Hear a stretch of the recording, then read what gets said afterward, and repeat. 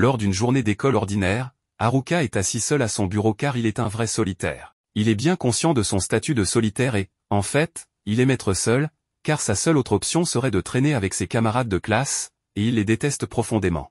Il y a plusieurs groupes dans la classe, y compris les délinquants, les filles populaires, les accros de la salle de sport, et puis il y a les autres dont tout le monde se fiche. Haruka n'appartient à aucun de ces groupes, et cela lui convient parfaitement, car cela lui laisse plus de temps pour lire ses livres sans avoir d'amis. Cependant, sa session de lecture est interrompue lorsqu'une lumière vive apparaît sous lui. On dirait qu'un cercle d'invocation est en train de se former sous les élèves, et pendant un moment, Haruka est excité, car il sait que cela signifie qu'il va partir pour une aventure isekai. Mais ensuite, il réalise qu'il a eu trop de temps d'écran pour un solitaire, et s'il sait quelque chose sur les isekai, c'est qu'il va se faire avoir d'une manière ou d'une autre. Il n'est pas question pour lui de devenir une victime de ce cirque, donc pendant que le portail est encore en cours de chargement, il se dirige vers la porte et essaie de sortir. Malheureusement, la porte semble être verrouillée par magie, donc peu importe la force qu'il utilise, il n'arrive pas à sortir de la pièce. Le portail est presque complètement chargé, et ses camarades de classe commencent à disparaître, se dissipant dans les airs. Dans un dernier effort pour éviter son destin dans cet autre monde, Haruka décide de se faufiler dans les conduits de ventilation pour attendre que le cercle d'invocation soit passé. Il saute et parvient à se frayer un chemin dans le plafond de la classe, mais juste au moment où il pensait être en sécurité, le cercle d'invocation le suit à travers le toit et il finit par être invoqué de toute façon. Ça craint qu'il n'ait pas pu rester sur Terre, mais puisqu'il sait déjà comment ce genre de choses se passe, il s'attend à voir apparaître un roi bedonnant ou une jolie princesse qui va lui demander de l'aide ou quelque chose du genre. Cependant, ce n'est pas ce qui se passe. En effet, Haruka voit un vieil homme chauve agitant frénétiquement les bras, paniqué à la vue de Haruka. Apparemment, le vieil homme est Dieu, et c'est lui qui est en charge de l'invocation. Il a déjà envoyé tous les camarades de classe de Haruka dans l'autre monde, mais comme Haruka a eu l'idée de se cacher dans le plafond tout en finissant par être invoqué, son invocation a été un raté. Dieu doit l'envoyer dans l'autre monde rapidement avant d'avoir des ennuis pour ce fiasco. Il dit à Haruka qu'il recevra des capacités pour l'aider dans l'autre monde, mais comme il est en retard, toutes les bonnes capacités ont déjà été choisies. Il ne reste que les compétences dont personne ne voulait, comme le jeu des dés de Paris, des lentilles de contact, et un bâton. Pour aggraver les choses, Haruka n'a qu'un nombre limité de compétences qu'il peut choisir, donc il commence à se défouler sur Dieu pour l'avoir invoqué et lui laisser uniquement des compétences pourries. Dieu sait qu'il a fait une erreur, mais il n'a pas obtenu son diplôme à l'université des dieux juste pour se faire crier dessus par un lycéen, donc il dit à Haruka qu'il va lui donner toutes les compétences restantes en guise d'excuse, mais qu'il ne veut plus voir sa vilaine tête ici. Puis, il téléporte immédiatement Haruka dans l'autre monde. C'est cool qu'il ait plus de compétences que d'habitude, mais ça ne lui sert pas à grand chose s'il est largué dans les bois dès son arrivée. Il n'a jamais vécu dans les bois auparavant et il n'a pas de provisions, mais il remarque ensuite une pochette par terre. Il s'avère que c'est un set villageois, et cette pochette lui permet de stocker un nombre illimité d'objets dans son inventaire. Il y a aussi un tas d'équipements de départ dedans, donc au moins, Haruka ne va pas commencer sans équipement. Après avoir équipé ses affaires, il décide de vérifier ses statistiques, mais à cause des dés de Paris, il doit lancer un chiffre pour obtenir des points de statistiques. Il se lance et jette les dés par terre. Résultat, il obtient un score de M, et il n'a aucune idée de ce que signifie M. Il décide donc de mettre les points M dans sa statistique de chance. À sa grande surprise, lorsqu'il ouvre la fenêtre de statistiques, sa statistique de chance est complètement au maximum, ce qui lui fait regretter de ne pas l'avoir utilisée pour quelque chose de mieux. Il continue de parcourir ses statistiques et, à sa grande surprise, en plus de toutes les compétences inutiles, il a également acquis 2 compétences uniques. Parce qu'il était un solitaire sur Terre, il ne pourra pas former de groupe dans ce monde, même s'il le veut, mais en échange, sa deuxième compétence lui permet de forcer les monstres à le servir, puisqu'il ne pourrait pas se faire des amis autrement. Haruka est un peu déçu de ne pas avoir la chance de se constituer un harem, mais c'est comme ça. Pour l'instant, il est plus préoccupé par le fait qu'il ne voit aucun de ses camarades de classe à proximité, ce qu'il trouve étrange puisque cet endroit est censé être le point de départ. Mais après tout, il ne se souciait pas d'eux avant, alors pourquoi s'en soucierait-il maintenant? Il doit se concentrer sur l'obtention de provisions pour vivre confortablement dans les bois, mais c'est plus facile à dire qu'à faire lorsqu'il ne voit presque rien avec tous ces arbres autour. À ce rythme, il ne tardera pas à tomber accidentellement sur un monstre, et si cela arrivait, il serait sûrement un homme mort. C'est alors que Haruka se souvient qu'il a une compétence de lentille de contact, alors il les met et soudain, il peut voir toutes sortes d'informations sur son environnement. Il s'avère que les lentilles de contact sont équipées d'une compétence d'évaluation, et grâce à cela, il peut traverser la forêt facilement et trouver des champignons qu'il peut manger sans risquer de mourir. Il décide d'en ramasser, et grâce à son sac de villageois, il peut en prendre autant qu'il veut. Il se dirige ensuite vers la rivière à proximité et utilise son sac pour puiser un peu d'eau à boire. Mais une fois qu'il a terminé, quelque chose d'autre attire son attention, alors il retourne dans la forêt et trouve une petite grotte. Elle semble trop intéressante pour être ignorée, alors Haruka dit une petite prière au cas où un monstre serait à l'intérieur et l'attaquerait. Après cela, il commence à explorer la grotte. Heureusement, il semble qu'il n'y ait aucun monstre ici, et l'endroit est assez spacieux. Il pourrait donc en faire sa base d'opération. Il sort une tente et une lanterne magique de son sac pour installer le camp, puis il allume un petit feu avec sa magie de contrôle de la température pour se réchauffer pendant la nuit. Par coïncidence, l'utilisation de sa magie de température lui permet de débloquer un nouveau sort de feu, et sa vigilance face au monstre lui a permis d'acquérir plusieurs compétences de détection. Cependant, la seule compétence offensive de Haruka est un bâton, donc il doit encore trouver un moyen de se défendre. Le lendemain matin, Haruka se réveille en sursaut, quitte nerveusement sa tente, et à son grand soulagement, il n'y a eu aucune attaque de monstre pendant la nuit. Il est en sécurité, tout cela grâce aux propriétés anti-monstres de ces objets inutiles. Mais même s'il est à l'abri du danger, cela ne le protège pas de la faim. Il sort donc une poêle et fait cuire certains des champignons qu'il a ramassés la veille. Si vous vous demandez d'où vient la poêle, elle se trouvait tout simplement dans son sac de villageois, avec un ensemble complet de couteaux de cuisine et un peu de viande séchée. Jusqu'à présent, ce sac a été l'objet le plus utile dans l'arsenal de Haruka, et il se demande quel genre de villageois l'avait stocké avant qu'il ne l'obtienne. Quoi qu'il en soit, maintenant qu'il a mangé, il doit réfléchir à ce qu'il va faire ensuite. Il sort donc et fait une petite promenade pour y réfléchir. Pour l'instant, cette grotte fera bien l'affaire comme base d'opération, mais Haruka doit encore s'inquiéter de trouver une source fiable de nourriture et de créer des mesures de sécurité contre les monstres qui pourraient tenter de l'attaquer dans ce monde. Heureusement, avec ses lentilles de contact, il ne devrait pas avoir trop de mal à rassembler suffisamment de nourriture pour tenir un moment, car il trouve presque immédiatement d'autres champignons et des herbes. Mais il doit encore trouver une solution à son problème de monstre. C'est à ce moment-là que la compétence de détection de Haruka s'active, et il remarque quelque chose qui se passe à proximité. Il décide d'aller voir, et il est horrifié lorsqu'il se rend compte que le bruit est causé par des gobelins. Ce serait déjà assez mauvais s'il n'y en avait qu'un, mais il y en a deux, et ils ont tous deux des statistiques de force supérieures aux siennes. Il se demande s'il sera capable de les vaincre avec sa force actuelle et envisage de s'enfuir. Mais le fait qu'il vive dans cette forêt signifie qu'il devra tôt ou tard affronter les gobelins s'il veut survivre. Il choisit de passer à l'action tant qu'il a encore l'élément de surprise. Cela dit, il n'est pas sûr que son bâton soit suffisant pour faire le travail à lui seul, alors il essaie d'utiliser l'une de ses compétences inutiles pour envelopper le bâton de magie, afin de voir si cela peut changer quelque chose. Cela fonctionne mieux qu'il ne le pensait, alors il bondit hors des buissons et frappe l'un des gobelins. Après l'avoir frappé à la tête, le gobelin est étourdi et confus, mais Haruka ne s'arrête pas là et continue de le frapper jusqu'à ce qu'il meure finalement. Voilà un gobelin en moins, mais il doit encore s'occuper du deuxième. Alors que celui-ci le charge, Haruka esquive son attaque. Maintenant qu'il a pris le coup, Haruka se rend compte que les attaques du gobelin sont en fait très faciles à prévoir, alors il les évite sans effort avant de le frapper avec une vague de magie. Ayant remporté son premier combat contre des gobelins, Haruka pense qu'il en a fait assez pour la journée et décide de retourner à la grotte pour se reposer un peu. Une fois de retour, il fait griller des champignons pour le dîner et examine la massue qu'il a récupérée sur le cadavre du gobelin.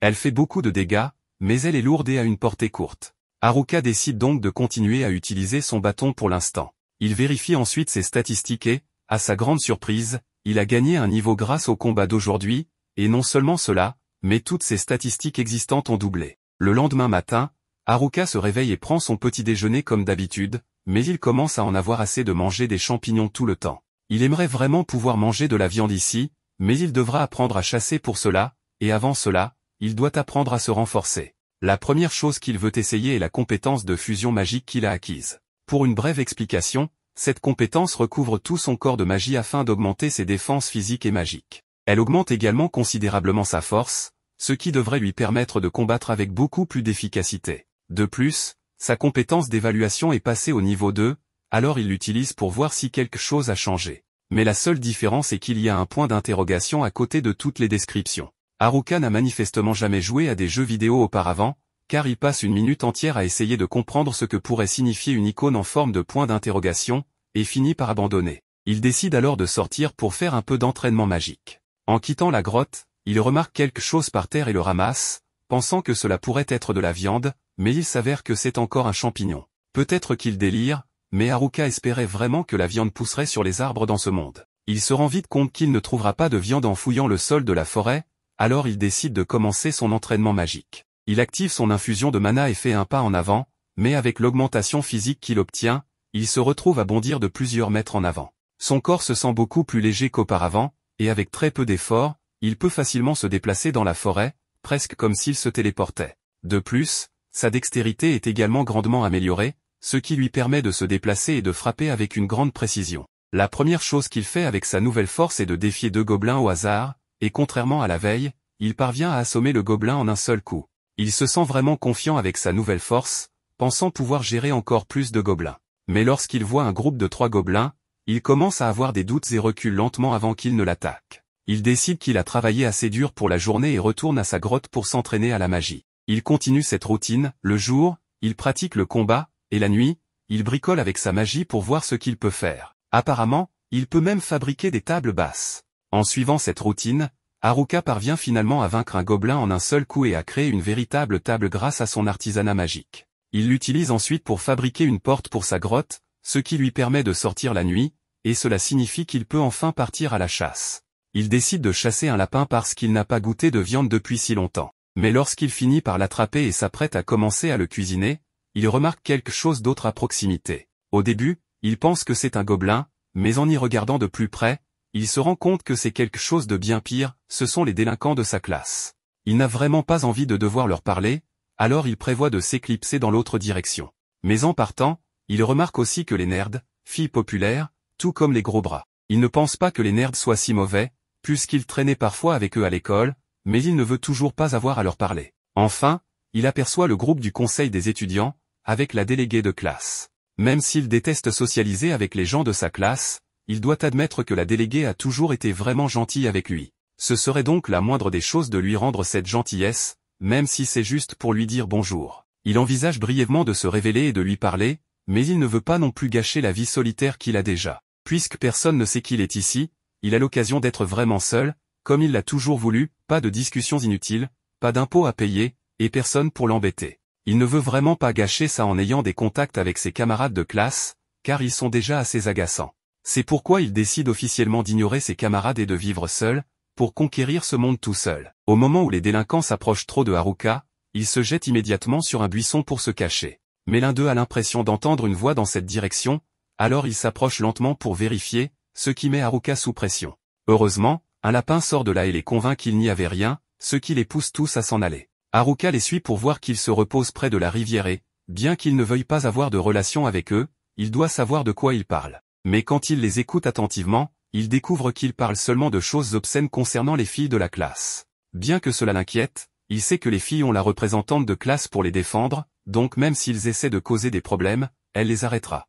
À ce moment-là, l'un d'eux attrape un autre étudiant nommé Tanaka. Ils veulent qu'il leur confirme si cette compétence leur permettra de faire tout ce qu'ils veulent, et en voyant que c'est le cas, ils veulent aussi qu'il leur explique comment ça fonctionne. Haruka reconnaît Tanaka, se rendant compte qu'il l'utilise comme un navigateur vivant. L'un d'eux propose de rentrer, car il pense que le représentant suppléant les attend. Une fois qu'ils se sont tous éloignés, Haruka suppose que toute la classe est en amont du fleuve, dans la direction que les délinquants ont prise, et avec cela, il se répète que vivre en solitaire est le chemin à suivre, se dirigeant directement vers sa nouvelle base. En arrivant là-bas, il est assez surpris de voir ses statistiques. Il découvre que son niveau de solitude vient d'augmenter. Cela le fait croire que c'est parce qu'il a évité ses camarades de classe, et que si c'était aussi, son niveau aurait également augmenté. Après tout ce travail acharné, il se serait déséquilibré ici même, réalisant que ses titres détruisent réellement l'estime de soi. Mais il est encore au niveau 3, et cela est probablement dû au maître du néant ou à des compétences de fou. Il savait que ces derniers seraient difficiles à faire monter en niveau, car il ne sait même pas ce que fait le maître du néant. Cela signifie probablement qu'il ne peut pas se concentrer sur une chose, du moins pas assez pour réussir, mais cela lui permet de gérer la plupart des choses plutôt bien. C'est à ce moment-là qu'il remodela sa caverne pour la rendre beaucoup plus habitable, lui donnant une apparence très agréable. Quant à la compétence utilisable, il se demande si cela fait de lui un type de marionnette ou un idiot comme un imbécile inutile, ce qui est mauvais, probablement même pire. Le jour arrive, où à minuit, Haruka a des problèmes pour dormir à cause du bruit qu'ils font dehors. Pour cette raison, il sort dans la forêt pour voir ce qui se passe, pouvant observer que les nerds se battent contre des gobelins. Il pense qu'ils sont dans une mauvaise situation, et cela le fait se demander s'il devrait les aider. Ce qu'il fait, c'est utiliser l'évaluation, vérifiant s'ils n'ont vraiment pas besoin d'aide, car ils ont des classes bien meilleures que la sienne. Il ne comprend pas pourquoi il est le seul ici, mais se rappelle ensuite qu'ils ne sont pas coincés avec des choses comme lui, mais qu'ils ont des trucs OP. Cela lui rappelle quelque chose, la classe était pleine d'athlètes exceptionnels et d'étudiants brillants, fils de célébrités et des choses comme ça. Il se demandait aussi comment un enfant normal comme lui a fini là. Il sait que ces nerds sont des professionnels dans ce domaine, donc ils s'en sortiront, mais avant de partir, sa perception lui signale quelques gobelins qui s'apprêtent à les attaquer par derrière. En conséquence, il n'hésite pas et sort de sa cachette pour attaquer les deux gobelins et les vaincre habilement. Après cela, il se retourne vers eux pour leur demander comment ça va, mais par coïncidence, les nerds ne lui prêtent pas attention, car ils viennent juste de terminer de vaincre les derniers gobelins. Quand il réalise qu'il s'agit de lui, il n'hésite pas à s'approcher pour le saluer amicalement, le remerciant de les avoir sauvés. Haruka n'est pas capable de parler correctement avec eux, car il avait déjà oublié comment avoir une conversation avec quelqu'un d'autre. Après cela, il les emmène dans sa caverne, et en voyant l'intérieur, tous sont impressionnés par le luxe qu'elle présente. C'est alors que Haruka leur demande ce qui est arrivé aux autres, à quoi ils répondent finalement qu'en réalité, ils sont en train de fuir, pour ainsi lui raconter les détails de ce qui s'est passé. Apparemment, tout a commencé lorsque tous, sauf lui, ont été transportés dans la forêt. À ce moment-là, les autres ont commencé à paniquer car ils ne comprenaient absolument pas la situation. Malgré la nervosité, les nerds restaient calmes en examinant leurs statistiques et en commençant à enquêter, ce qui a fait que les délinquants se sont approchés d'eux pour exiger qu'ils disent ce qu'ils savaient. D'un autre côté, la représentante de classe restait détendue et surprise que ce soit un isekai, mais en les voyant si bouleversés, elle a essayé de les calmer. À ce moment-là, quelqu'un lui a signalé qu'elle avait quelque chose derrière elle, qui s'avérait être un groupe de gobelins, ce qui l'a paralysé de peur. Même les délinquants ont tremblé de peur devant ces monstres, mais dans le cas des nerds, ils ont immédiatement sorti leurs armes, confiant que les gobelins étaient un obstacle facile. Après avoir montré qu'ils pouvaient être vaincus, les athlètes ont apparemment bien défendu, éradiquant ainsi les monstres avec leur ingéniosité. Ensuite, la représentante de classe a dirigé tout le monde vers une clairière sécurisée près de la rivière. Les nerds ont utilisé leur connaissance de l'isekai et de la survie pour aider à installer un campement. Apparemment, la représentante de classe a organisé les choses et mis tout le monde au travail en les séparant en groupes pour qu'ils assument différents rôles et tâches, et ainsi, tout le monde s'est uni et a travaillé ensemble. Ou du moins, c'est ce qu'il semblait. Il s'avère que les filles n'ont pas voulu se donner la peine de monter des tentes et se sont séparées du groupe, quelque chose que la représentante de classe n'a pas pu empêcher. Les autres ont vu cela, et ont fini par partir également, suggérant à la représentante de classe de laisser le travail aux nerds. C'est ainsi que la classe s'est disloquée. Dès ce moment, seule la représentante de classe, les nerds, et quelques autres étudiants faisaient un quelconque travail. Les autres se plaignaient sans rien faire, mais les nerds devaient travailler davantage et défendre le camp des gobelins. L'un d'eux pense que la compétence charme accorde probablement un contrôle sur les gens, et il y a aussi le marionnettiste, ce qui est de mauvaises nouvelles. Il a vu les délinquants choisir ses compétences dans la salle blanche, ce qui explique pourquoi les nerds ont décidé de monter en niveau sans arrêt pour contrer ces mauvaises compétences choisies par les délinquants. Ils se sont également chargés de les surveiller, et c'est alors qu'ils les ont entendus parler de leur plan de harem. À cause de cela, les nerds ont parlé à la représentante de classe pour l'en informer, et elle a décidé qu'il fallait faire quelque chose,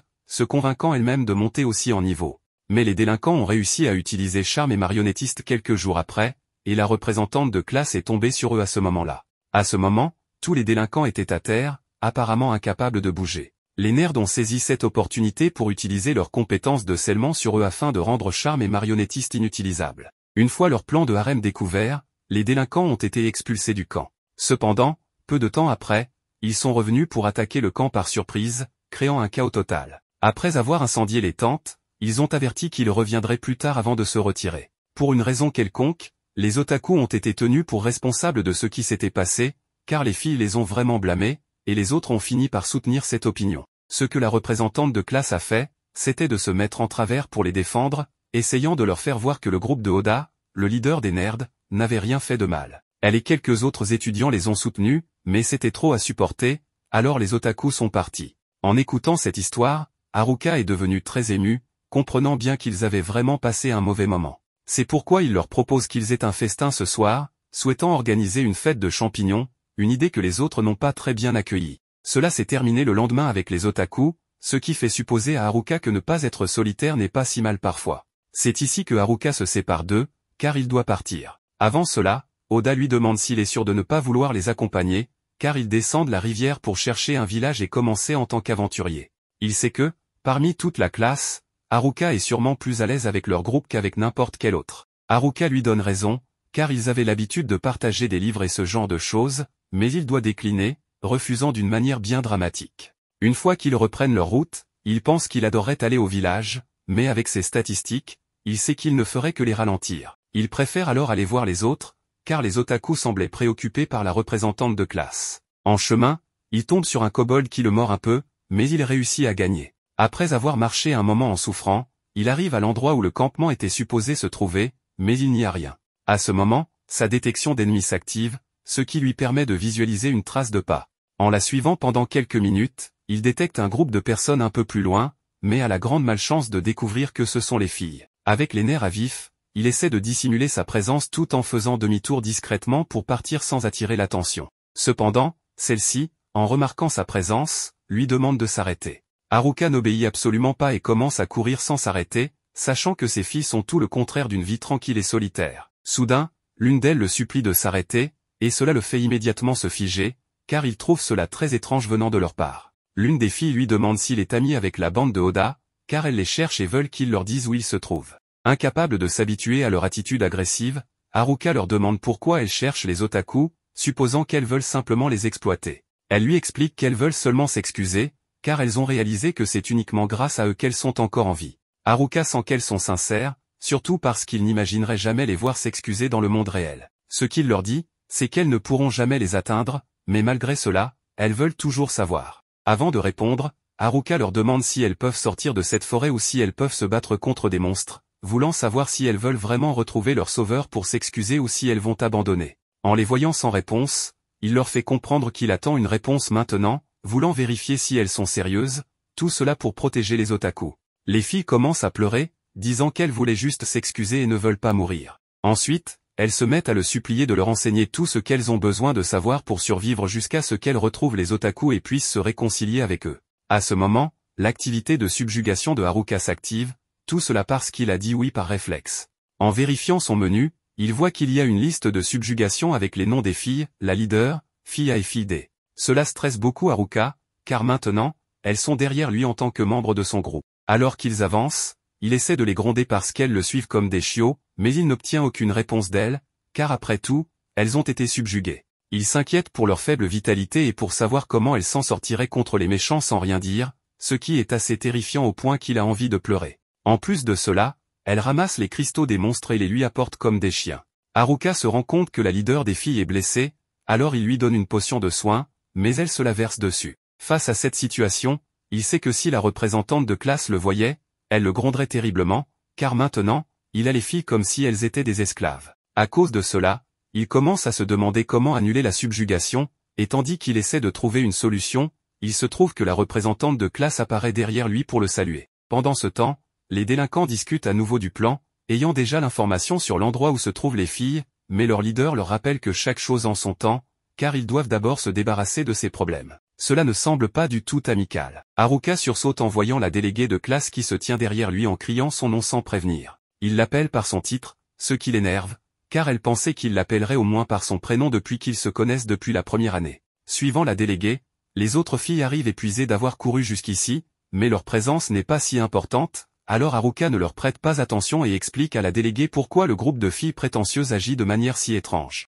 Comme il ne peut pas lui dire qu'il a accidentellement pris le contrôle de leur esprit, il se demande quelle excuse il peut inventer, tandis que la déléguée devient de plus en plus suspicieuse face à la situation, considérant tous les scénarios possibles. Il réalise qu'il ne va pas sortir de cette situation en faisant des excuses, alors il lui révèle que les 3 filles prétentieuses, dirigées par Shimazaki, lui sont asservies. La déléguée de classe est dégoûtée par les actions perverses de Haruka et exige de savoir pourquoi il utiliserait la compétence de servitude sur elle, alors qu'elle n'est censée être utilisée que sur des monstres. Haruka promet que sa compétence s'est activée toute seule et prétend ne pas savoir comment elle fonctionne. Aucune des filles ne croit ses mensonges, même s'il dit la vérité, et elle lui lance des regards acérés, lui donnant des frissons dans le dos. Réalisant qu'elle le pense maintenant complètement crépi, Haruka décide qu'il est préférable de s'éloigner silencieusement, mais avant qu'il puisse s'échapper, les filles l'arrêtent en disant qu'elles doivent d'abord le punir pour ses péchés. La déléguée de classe secoue plusieurs fois Shimazaki, la leader du groupe de filles autoproclamées, ce qui permet à Shimazaki de reprendre conscience. Maintenant qu'elle et ses amis sont revenus, le processus d'enquête commence, et la déléguée demande à toutes des détails minutieux de leur interaction avec Haruka pour confirmer si les coupables ne seraient ce qu'un peu. Pendant ce temps, Haruka est laissé seul au loin.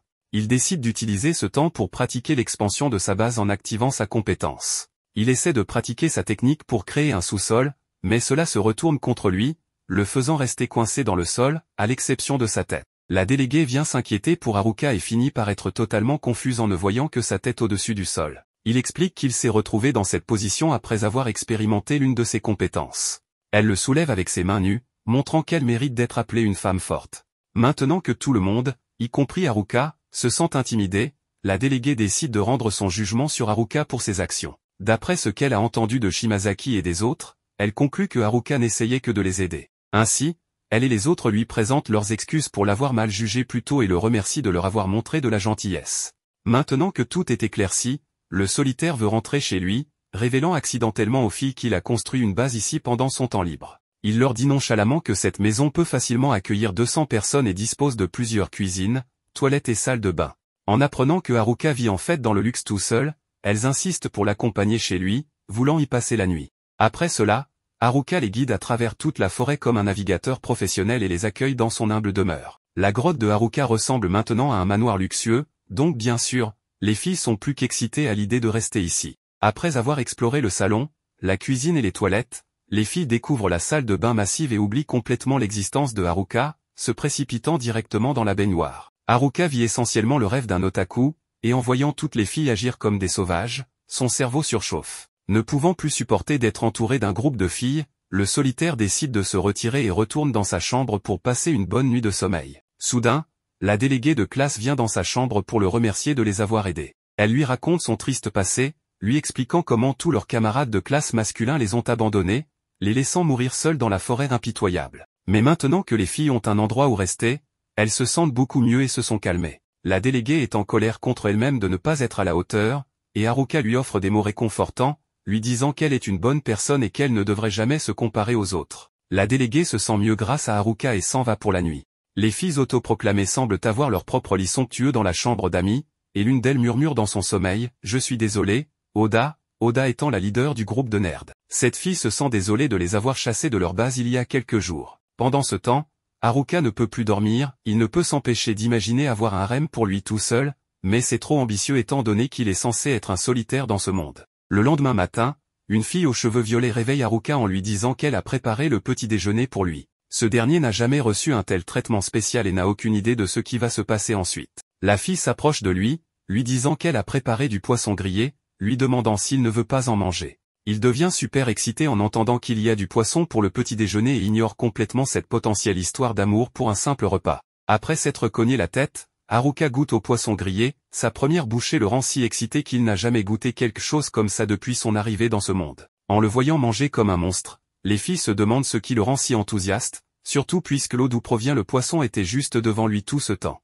À ce moment-là, il révèle qu'il n'a jamais attrapé de poisson dans la rivière, mais qu'il passait juste son temps à les regarder pour le plaisir et à manger des champignons. Lorsqu'elle lui demande pourquoi il n'en a jamais attrapé un, il révèle qu'ils étaient trop rapides et glissants pour qu'il puisse les attraper. Ne voulant pas se priver de cette nouvelle délicatesse, il leur demande comment elles ont réussi à attraper le poisson.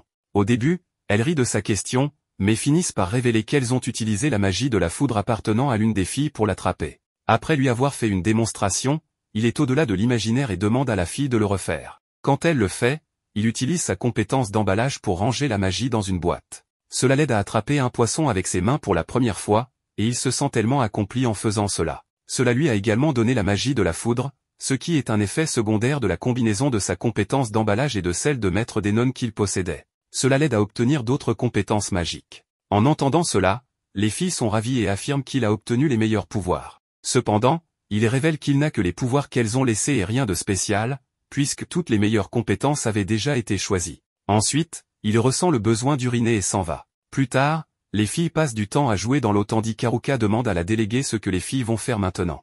En réponse, elles révèlent leur plan d'aller à la ville la plus proche, qui se trouve être celle où les nerds se dirigeaient. En l'entendant dire cela, il suppose immédiatement qu'elles y vont pour traquer les nerds, comme il l'avait pensé. Autant les filles essaient de le convaincre qu'elles veulent seulement s'excuser auprès des nerds, il ne les croit pas.